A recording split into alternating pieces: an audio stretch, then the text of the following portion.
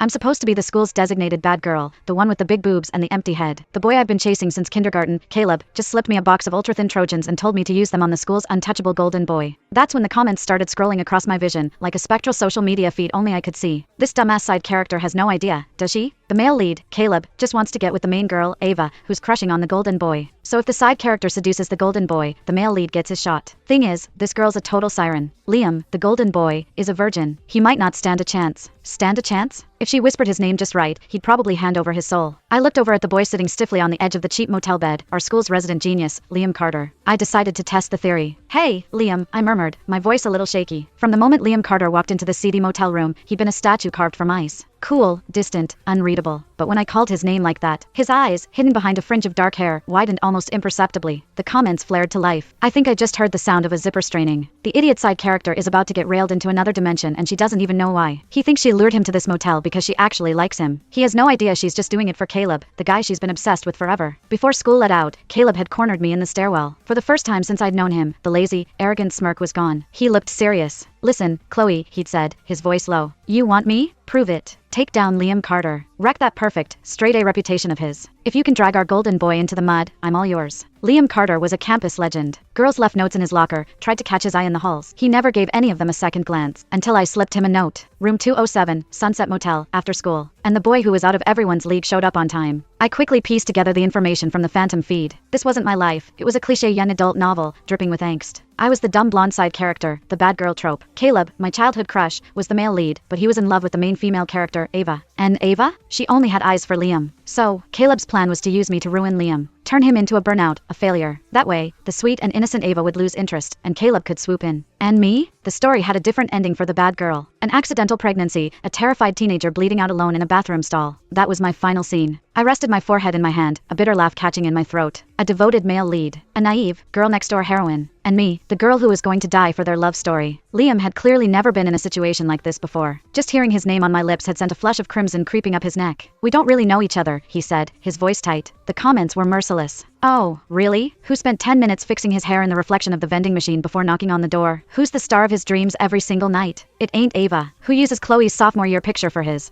private study sessions? Liam, my man, you are down bad. I leaned in closer, my body brushing against his. The keys in his pocket dug sharply into